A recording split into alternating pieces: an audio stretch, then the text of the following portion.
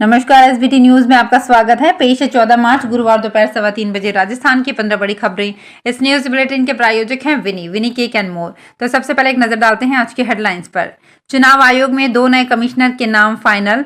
अधीर रंजन बोले पंजाबी के बी संधू और केरल के ज्ञानेश के नाम पर लगी मुहर। पूर्ववर्ती गहलोत सरकार के एक और फैसले में बदलाव, सीएम भजनलाल होंगे अध्यक्ष।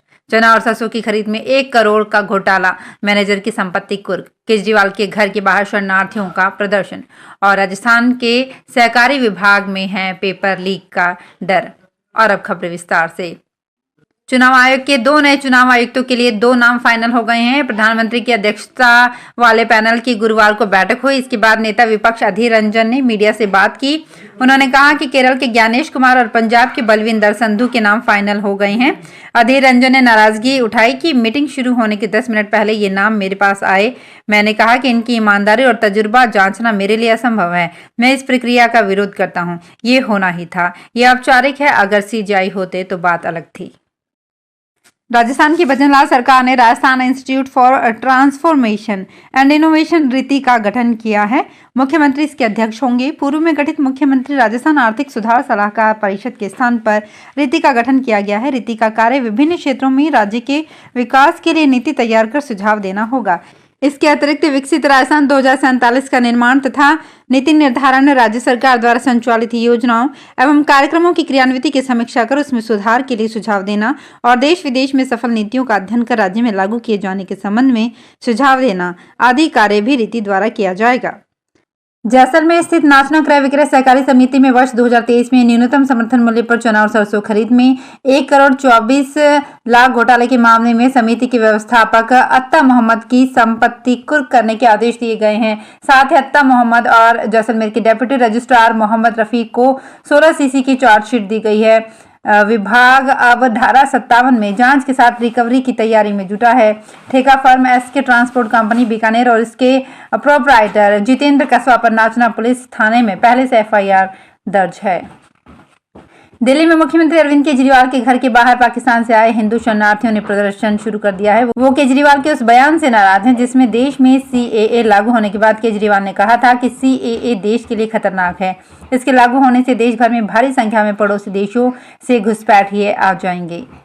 राजस्थान में पेपर लीक का डर ऐसा हावी हो रहा है कि भर्ती के नाम से अधिकारियों के पसीने छूट रहे हैं। इसी डर के चलते सहकारी विभाग ने तो भर्ती राज्य की एजेंसियों से कराने से ही इनकार कर दिया है। पेपर लीक के खतरे को देखते हुए विभाग और राज्य सहकारी भर्ती बोर्ड ने सहकारी बैंकों में प्रस्तावित भर्ती आईबीपीएस से कराने का निर्णय किया है। हालांकि आईबीपीएस से परीक्षा कराने के खर्च को देखते हुए वित्त विभाग ने दूसरी संस्थाओं से तुलना करने की राय दी थी। इसके बाद भी विभाग ने विचार बदलने से इनकार कर दिया है। परीक्षा किससे कराई जाए, इसी फेर में भर्ती करीब 1 साल से अटकी हुई है। राजस्थान में सर्दी की जगह फाल्गुनी हवा ने ले ली है। सर्दी के तेवर नरम पड़ते ही अब गर्मी की चुभन भी लोगों को महसूस होने लगी है।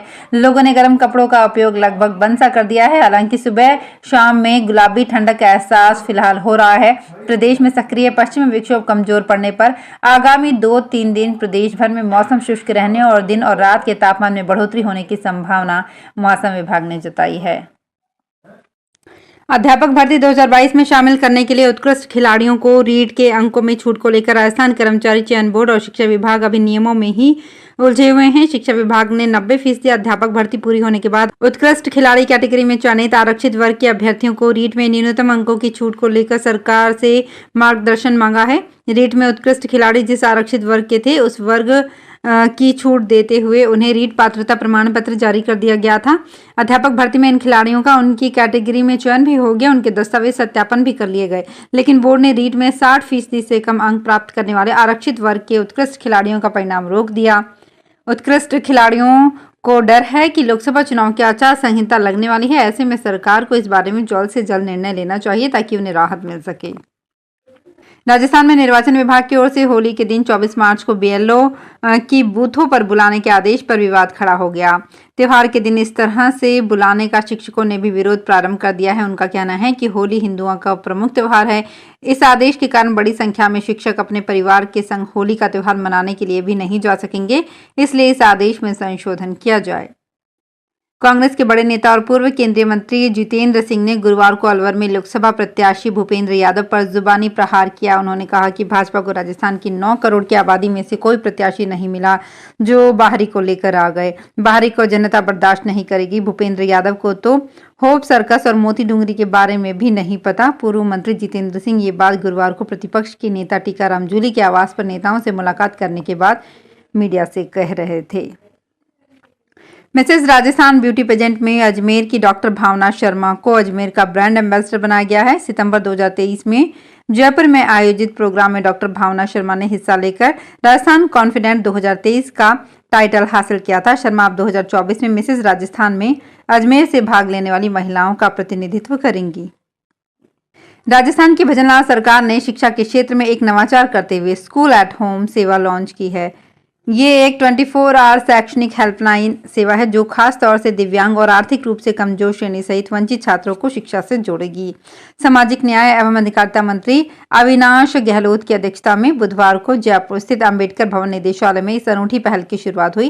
उन्होंने बताया कि स्कूल एट होम कार्यक्रम एक समावेशी शैक्षिक पहल है जो स्कूली शिक्षा को सीधे दिव्यांगजन बच्चों और वंचित छात्रों के घरों तक बिना इंटरनेट और बिना स्मार्टफोन के पहुंचाता है। ये कक्षा 1 से 12वीं कक्षा के पाठ्यक्रम के साथ सह पाठ्यक्रम शैक्षिक कार्यक्रमों और ऑनलाइन कक्षाओं के साथ उपलब्ध है। जयपुर पुलिस मुख्यालय की ओर से कांस्टेबल भर्ती के लिए विज्ञापित 3,578 पदों में से 2% 56 पदों पर उत्कृष्ट खिलाड़ी कोटा में भर्ती के लिए समान पात्रता परीक्षा 2022 में सम्मिलित होने वाले योग्य अभ्यर्थियों से ऑनलाइन आवेदन मांगे हैं। 56 पदों पर भर्ती के लिए 27 मार्च से 16 अप्रैल तक राजस्थान के मूल निवासी ऑनलाइन आवेदन कर सकेंगे। भर्ती एवं पदोन्नति बोर्ड के एडीजी सचिव मित्तल ने बताया कि यह आवेदन राजकॉम इन्फो सर्विसेज द्वारा संचालित समस्त ई मित्र कियोस्क, जन सुविधा केंद्र और राजस्थान पुलिस के ऑनलाइन रिक्रूटमेंट पोर्टल पर अपने एसएसओ आईडी के जरिए कर सकते हैं। भारतीय रेलवे ने होली पर यात्रियों की लंबी प्रतीक्षा सूची को देखते हुए स्पेशल रेल सेवाओं के संचालन करने का कार्यक्रम जारी किया है। इसमें उदयपुर में कुछ स्पेशल गाड़ियां दी गई है। होली पर अतिरिक्त यात्री भार को देखते हुए Udaipur Vaishno Devi Katra Udaipur, Udaipur Bandra Terminus Udaipur, Udaipur Katihar Udaipur special rail सेवाओं का संचालन किया जा रहा है। रेलवे ने बताया कि गाड़ी संख्या 09603 उदयपुर वैष्णो देवी कटरा स्पेशल रेल सेवा 19 मार्च और 26 मार्च को 2 ट्रिप चलाने का निर्णय लिया है। गाड़ी संख्या 09603 उदयपुर से मंगलवार को रात 11 बजे रवाना होकर बुधवार को जयपुर स्टेशन पर सुबह 7:10 पर आगमन होगा। वहां से 7:20 पर प्रस्थान कर गुरुवार को 3:10 पर वैष्णो देवी कटरा पहुंचेगी। सवाई माधोपुर जिले में रबी फसल की कटाई का दौर शुरू हो गया है। सरसों की फसल पक चुकी है जिनकी कटाई चल रही है। वहीं मार्च के आखिर तक गेहूं की फसल की कटाई भी शुरू हो जाएगी, जिसके चलते सरकार ने समर्थन मूल्य पर फसल खरीद की तैयारियां शुरू कर दी है। जिले में गेहूं खरीद के लिए भाड़ौती में केंद्र बनाया गया है। इसके लिए राजफेड ने तैयारियां शुरू कर दी है। जिले में समर्थन मूल्य पर गेहूं की खरीद रविवार से शुरू होगी। राजफेड की ओर से गेहूं खरीद के लिए जिलों में भाड़ौती में केंद्र बनाया गया है। राजस्थान लोक सेवा आयोग की ओर से निकाली गई सहायक अभियोजक अधिकारी प्रतियोगी परीक्षा 2024 का भर्ती के लिए आज से आवेदन कर सकते हैं। कुल 181 पदों के लिए आवेदन की लास्ट डेट 12 अप्रैल है। ऑफलाइन आवेदन स्वीकार नहीं किए जाएंगे। शैक्षणिक योग्यता, वर्गवार वर्गीकरण, आवेदन प्रक्रिया और अन्य जानकारी संबंधी विस्तृत सूचना आयोग की वेबसाइट पर उपलब्ध है। तो फिलहाल इस बुलेटिन में इतना ही। फिर हाजिर होंगे कुछ और बड़ी खबरों के साथ। अगर आप भी अपने आसपास की छोटी बड़ी और महत्वपूर्ण खबरों से अपडेट रहना चाहते हैं तो सब्सक्राइब कीजिए हमारे चैनल एसपीटी न्यूज को और प्रेस कीजिए बेल आइकन पर।